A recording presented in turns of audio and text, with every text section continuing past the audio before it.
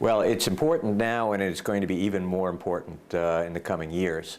And if you think of the Asian region as being, including some of the most rapidly growing economies, it is going to be the centerpiece of U.S. economic focus and getting much more attention from U.S. exporters in the coming years.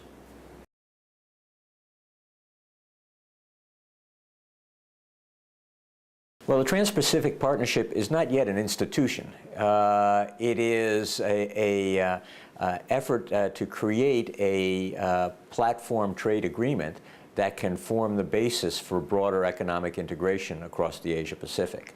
The APEC is more of a formal institution for economic cooperation, for consultation among countries, but it has never been a negotiating forum. So the two are right now complementary, and indeed the negotiating efforts among the TPP partners could help the APEC members move toward their long-term vision of creating free trade and investment in the Asia-Pacific region.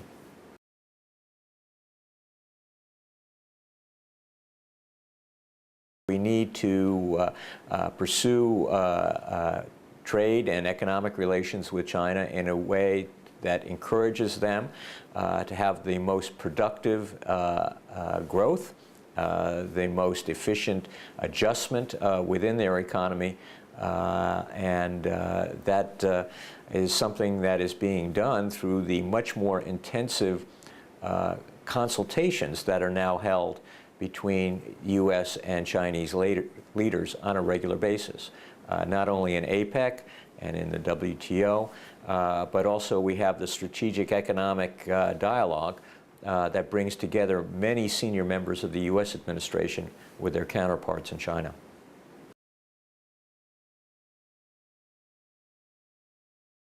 The new sanctions that the United Nations put forward against Iran just in the past week or so can be effective in making it more costly and more cumbersome for Iran to attain its nuclear ambitions.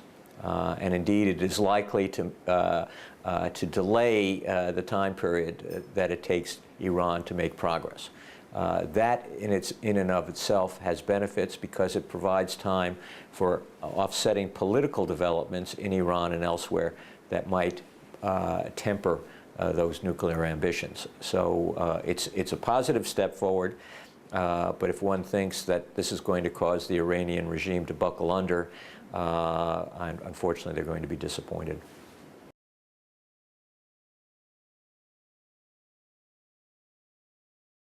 In terms of U.S. trade policy, I don't think it has a change. It will affect any change on U.S. trade policy, but it is causing political tensions within the U.S. body politic because the spill itself is raising concerns both in the states that are affected, in the environmental community, in the fishing industry.